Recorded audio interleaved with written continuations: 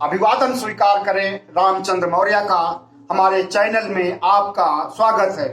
आज 26 नवंबर है और आज के दिन ही 1949 में संविधान बन करके तैयार हुआ था और बाबा साहब भीमराव अंबेडकर जो संविधान प्रारूप समिति के अध्यक्ष थे, उन्होंने राष्ट्र को संविधान सौंपा था। हालांकि यह संविधान ठीक एक साल बाद 26 जनवरी 1950 को लागू हुआ, लेकिन बहुत से अनुच्छेद उसी दिन से प्रभावी हो गए थे। 26 नवंबर 1949 से ही, आज के दिन से ही संविधान सौंपने के बाद कई अनुच्छेद लागू हो गए थे, लेकिन पूर्णतः संविधान लागू हुआ था 26 जनवरी 1950 को, जिसे गणतंत्र दिवस के रूप में हर साल मनाया जाता है। हम समझते हैं कि गणतंत्र दिवस राष्ट्र का बहुत बड़ा पर्व है, बहुत बड़ा उत्सव है, लेकिन 26 नवंबर भी एक बहुत बड़ा पर्व है, बहुत बड़ा उत्सव है। 26 जनवरी की तरह इसे भी मनाया जाना चाहिए। खासकर बाबा साहब को याद किया जाना चाहिए और बाबा साहब के कार्यों की, उनके ज्ञान की, सिंबल ऑफ नॉलेज बाबा साहब के कार्यों की को याद किया जाना चाहिए। अगर आज का शासन प्रशासन, आज की सत्ता जो कि आरएसएस के हाथों में है, भारतीय जनता पार्टी के हाथों में है, वो 26 नवंबर का महत्व नहीं समझती है और इसे एक राष्ट्रीय पर्व के रूप में नहीं मनाती है, तो ये उसकी एक सोची समझी रणनीति है। दरअसल राष्ट्रीय स्वयंसेवक संघ, भाजपा के लोग और जितने भी आरएसएस के आनुषंगिक संगठन हैं, उनका संविधान पर, भारत के लोकतंत्र पर, भारत के राष्ट्रवाद पर भरोसा ही नहीं है। और जब भरोसा नहीं है तो कैसा संविधान दिवस और कैसा 15 अगस्त और कैसा 26 जनवरी। हम चाहते हैं कि 26 जनवरी 1950 की तरह और 15 अगस्त 1947 की वर्षगांठ जिन रूपों में हम मनाते हैं, उसी तरह से 26 नवंबर को भी मनाया जाना चाहिए। भारतीय जनता पार्टी की सरकार से तो उम्मीद नहीं की जा सकती है, लेकिन इसके आने वाली सरकारों से हम यही उम्मीद करेंगे कि इसे भी एक राष्ट्रीय पर्व, राष्ट्रीय उत्सव का दर्जा दिया जाए। तो साथियों, आप संविधान निर्माण के बारे में बहुत कुछ जानते हैं, लेकिन बहुत कुछ जानना अभी बाकी है। फिलहाल हम संविधान से कितना भारत को फायदा हुआ है, कितना नुकसान हुआ है, कितना संविधान कामयाब रहा है, कितना नाकामयाब हुआ है, कौन लोग थे नाकामयाब करने वाले और उनकी सोच कैसी है, मानसिकता कैसी है, इसको हम बाद में बताएंगे। थोड़ा से हम संविधान के बारे में चर्चा करते हैं, उसके प्रारूप के बारे में, उसमें निहित तथ्यों के बारे में, उसमें निहित चित्रों के बारे में थोड़ा हम चर्चा करते हैं। तो साथियों, हमारा संविधान बाबा साहब और उनकी प्रारूप समिति ने 2 साल 11 महीने 18 दिन में बना करके तैयार किया गया था। 1946 में संविधान बनाने के लिए प्रारूप समिति का गठन हुआ था और आज के दिन 26 नवंबर 1949 को बाबा साहब ने संविधान को सौंपा था। इस संविधान की खास बात यह है कि यह स्वतंत्रता, समानता और न्याय पर आधारित है, जो मनवादी शक्तियों को कतई पसंद नहीं है। वो कतई नहीं चाहते हैं कि एक महिला को स्वतंत्रता मिलनी चाहिए और एक शूद्र को समानता मिलनी चाहिए और न्याय मिलना चाहिए।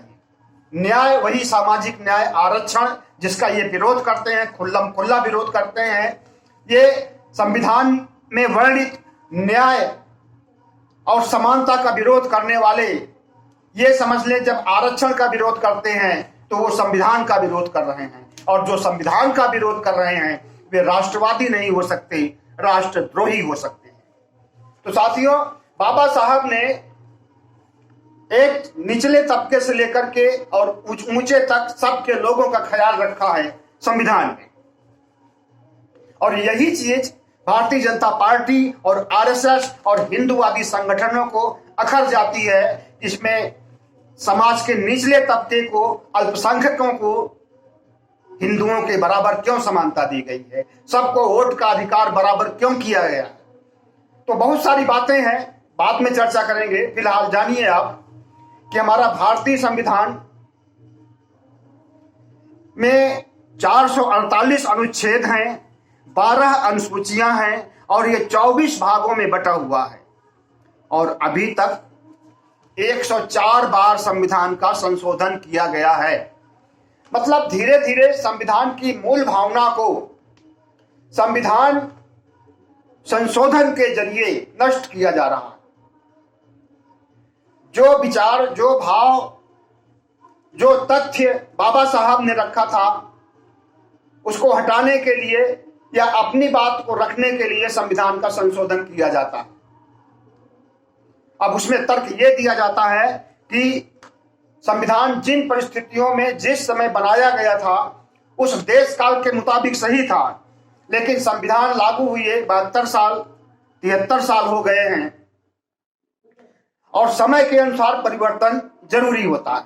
लेकिन नहीं, इसमें राजनीतिक पार्टियां खास करके जो सत्ता में होती है वो अपने अनुकूल संविधान को बनाने के लिए परिवर्तन करती है, चाहे वो कांग्रेस पार्टी हो, चाहे वो लोकदल पार्टी रही हो, चाहे वो जनता पार्टी रही हो, चाहे वो अटल बिहारी की वाजपेयी की सरकार रही हो, और वो चाहे मोदी सरकार।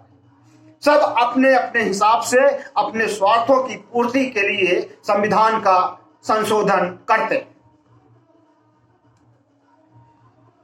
40 देशों के संविधान का अध्ययन किया गया, और उसमें से अच्छे अच्छे तथ्यों को, अच्छी अच्छी बातों को हमारे भारतीय संविधान में प्रारूप समिति ने रखा है।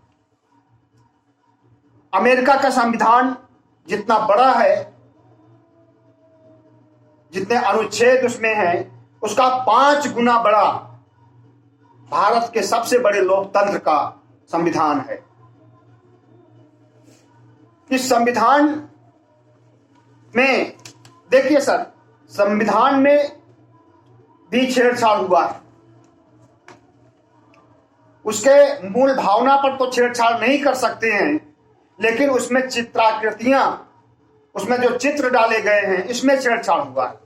अटल बिहारी के शासन काल में अटल बिहारी वाजपेयी के सम्मान से नाम लेना चाहिए, भले ही संघी हो, भाजपाई हो, लेकिन सम्मान से सम्मान सबका नाम लेना चाहिए, अटल बिहारी वाजपेयी का भी और प्रधानमंत्री नरेंद्र मोदी जी का भी। तो उनके काल में, अटल बिहारी वाजपेयी के काल में संविधान का एक डुप्लीकेट बनाया गया, और उस डुप्लीकेट में किसको रखा गया हम आपको बताते हैं।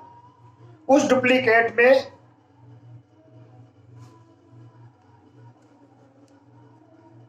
भगवान राम को दिखाया गया है, लंका को जीत करके आते समय राम, लक्ष्मण और सीता अयोध्या आ रहे हैं। उस चित्र को उसमें वरीयता से नंबर 1 पर शामिल किया गया।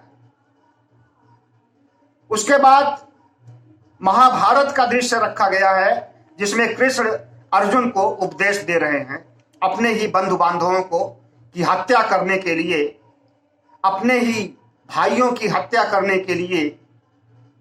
उसमें श्री कृष्ण बड़े तार्किक ढंग से समझाते हैं और उनको समझ में आ जाता है और वो हत्याएं करते हैं। एक लंबे कालखंड तक चलने वाला महाभारत में कितनी हत्याएं हुई हैं ये तो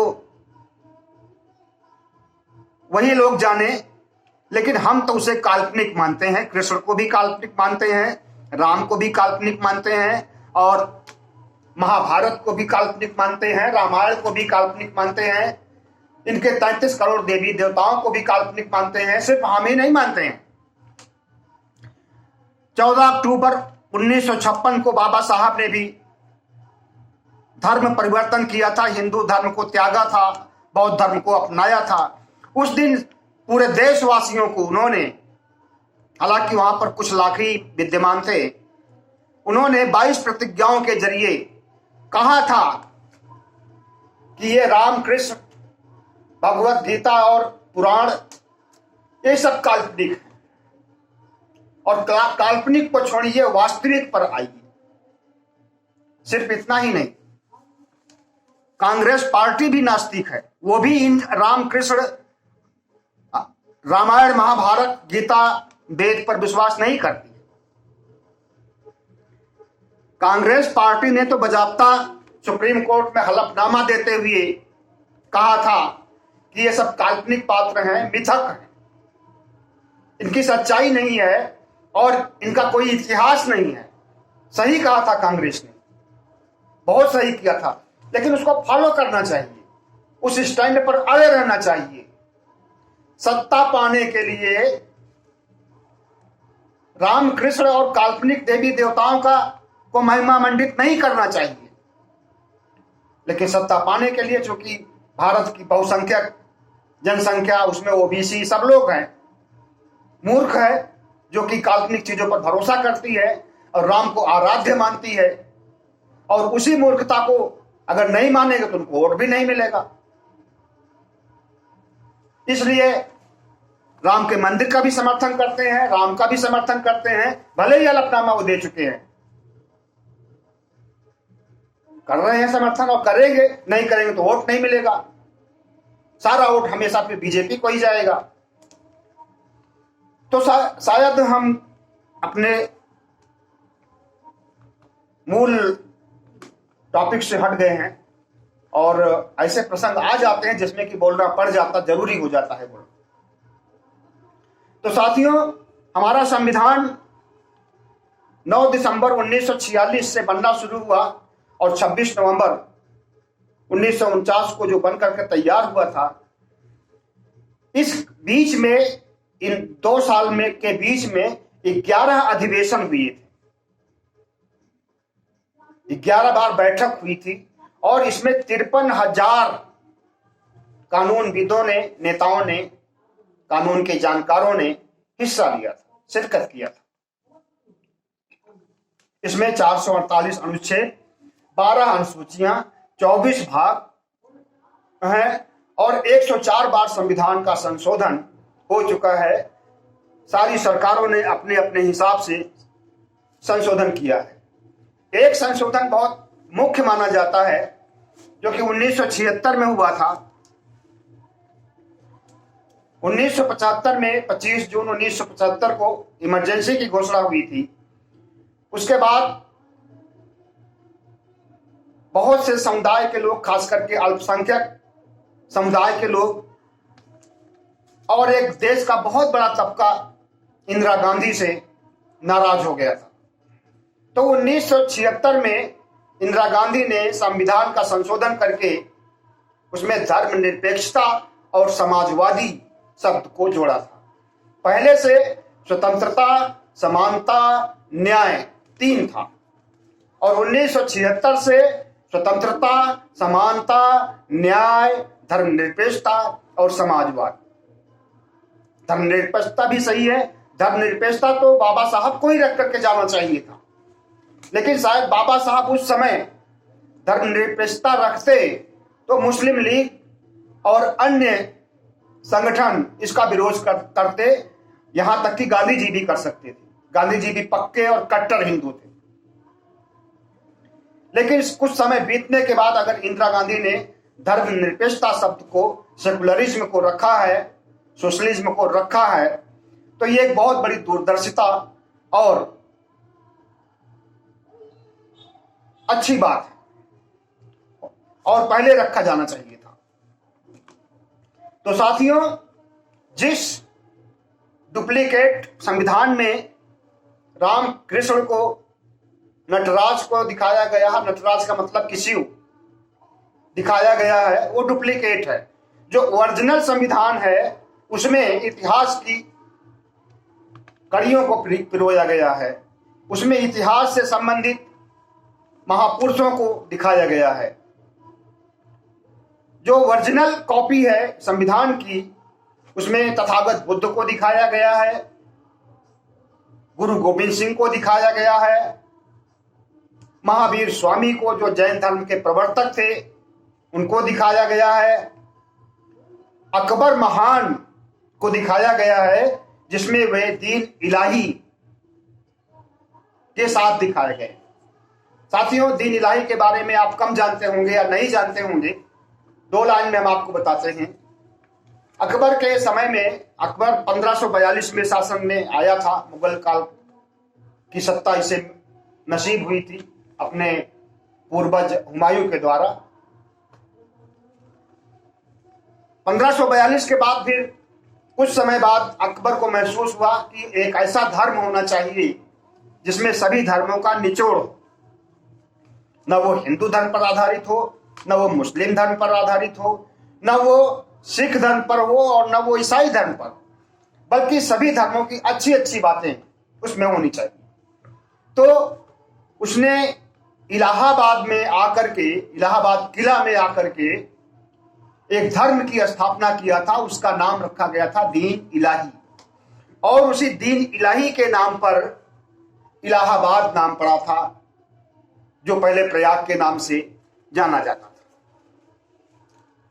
तो उस समय से अकबर के काल से इलाहाबाद पड़ा था, और अभी हाल में फिर से हमारे योगी जी ने आकर के अपना नाम तो बदला ही, तमाम शहरों का भी नाम बदला, स्टेशंस का नाम बदला, और इलाहाबाद का भी नाम हटा करके प्रयागराज कर दिया है। हालांकि इलाहाबाद में लिखित तौर पर ही लिखा जाता है प्रयागराज, आम तौर पर इलाहाबाद ही बोला जाता है अब भी, और हम भी इलाहाबादी ही हैं। तो अकबर महान, रानी लक्ष्मीबाई, शिवाजी, विक्रमादित्य, टीपू सुल्तान, महात्मा गांधी आदि को रखा गया है जो संविधान की मूल प्रति है। लेकिन जो संविधान की सांप्रदायिक प्रति है, भाजपाई प्रति है, भगवा प्रति है, उसमें काल्पनिक चरित्रों को रखा गया है। वो चाहे राम हो, चाहे कृष्ण हो, वो चाहे शिव हो, तीनों को, ब्रह्मा विष्णु महेश तीनों को रखा गया है, क्योंकि इन्हीं तीनों के आधार पर 33 करोड़ बनते हैं। जब सबसे पहले तो ब्रह्मा ही पैदा हुआ था ना, उसी ने सबको पैदा किया। तो हमारा यह कहना है कि जो संविधान का भगवाकरण किया गया है, उस संविधान की डुप्लीकेट कॉपी को निकाल के बाहर किया जाना चाहिए, और जो उसकी ओरिजिनल कॉपी है, जिसमें कि बाबा साहब ने चित्रों को बनाने का आदेश दिया था, वो चित्रकार का नाम था नंदलाल बोस। नंदलाल बोस की टीम थी, उसमें कई चित्रकार थे जिन्होंने मिलकर के संविधान की मूलभूत कॉपी में चित्रों को संजोया था, और वो सारे से चित्र तथागत बुद्ध से लेकर के महात्मा गांधी तक के इन चित्रकारों ने बनाया था। इसमें अशोक का भी होना चाहिए था, अशोक के धम्म के बारे में भी होना चाहिए था, अशोक की लाट का भी चित्र होना चाहिए था, लेकिन हो सकता है कि ध्यान में ना आया हो। तो हमारा यह कहना है कि भारतीय संविधान जिन रूपों में है उसमें छेड़छाड़ की जा रही है, और उसमें छेड़छाड़ करने के लिए 104 संशोधन हुए हैं, और सबसे बड़ी चीज, इस संविधान को जलाने का खतरा है। संविधान को आरएसएस, भारतीय जनता पार्टी, विश्व हिंदू परिषद, जितने भी इनके हिंदू महासभा है, साध्वी प्रज्ञा ने तो कई बार कहा कि हम संविधान को नहीं, इनके और जो बाबा चेले चपाड़े हैं वो आए दिन वक्तव्य देते रहते हैं कि भारतीय संविधान में, भारतीय लोकतंत्र में हमारा कोई भरोसा नहीं है, और लोकतंत्र की हत्या हो रही है। जब से मोदी सरकार आई है तब से हो रही है, और लोकतंत्र की हत्या एक तरह से संविधान की ही हत्या है, क्योंकि लोकतंत्र संविधान पर ही आधारित है। आपको याद होगा कि सुप्रीम कोर्ट के 4 न्यायाधीश निकल करके सामने आए थे, और उन्होंने डंके की चोट पर कहा था कि भारत में लोकतंत्र खतरे में है, लोकतंत्र की हत्या हो रही है। हमारी बात नहीं मानेंगे तो आप सुप्रीम कोर्ट की तो बात मान सकते हैं कि संविधान खतरे में है और लोकतंत्र खतरे में है। और इन शक्तियों ने जिन्होंने संविधान को, राष्ट्रीय तिरंगे को कभी वैल्यू नहीं दिया, कभी महत्व नहीं दिया, आज दुर्भाग्य है कि वही सत्ता में है और हमारे लोकतंत्र के साथ हमारी जितनी एजेंसियां हैं सरकार की, उन पर ये कुंडली मार करके बैठ गए हैं। संविधान, लोकतंत्र, संप्रभुता, आज सब कुछ खतरे में है और कई बार तो संविधान को जलाने का भी प्रयास हुआ है। जंतर मंतर पर जिन संविधान जलाने वालों को गिरफ्तार किया गया था, उन्हें छोड़ दिया गया, उनके ऊपर कोई केस नहीं बनाया गया। उनके ऊपर तो देशद्रोह का केस बनता था, राष्ट्रद्रोह का केस बनता था, लेकिन कुछ नहीं बनाया गया क्योंकि ये भगवा सरकार है। भगवा पार्टी मनुस्मृति को लागू करना चाहती है, उसे संविधान नहीं पछता है और मनुस्मृति को लागू करके हिंदू राष्ट्र बनाना चाहती है, हिंदुस्तान को 5000 साल पीछे ले जाना चाहती है। वही वर्ण व्यवस्था जो कि मनुस्मृति में है, उसी को फिर से लागू करना चाहती है। ये मैं कह नहीं रहा हूं, एक दिन चरितार्थ होने वाला है और हिंदू राष्ट्र के नाम पर बहुत बड़ा दंगा फसाद और राष्ट्र विरोधी गतिविधियां सक्रिय होने वाली हैं। साथियों, लाइट चली गई है, अब यहीं पर हम विराम देना चाहेंगे अपनी बारी को, वरना कहने को तो बहुत कुछ था, कहना तो बहुत कुछ चाहते थे, लेकिन लाइट जाने की वजह से हम कुछ भी व्यक्त कर पाने में असमर्थ हैं। हमारे चैनल को सब्सक्राइब कीजिएगा, लाइक कीजिएगा और हाँ, एक बात, आखिरी बात, संविधान दिवस के मौके पर आपको प्रतिज्ञा करनी होगी कि आप संविधान की रक्षा के लिए, लोकतंत्र की रक्षा के लिए आगे आएंगे और किसी भी सूरत में संविधान को, लोकतंत्र को खतरे में नहीं जाने देंगे। बहुत बहुत धन्यवाद।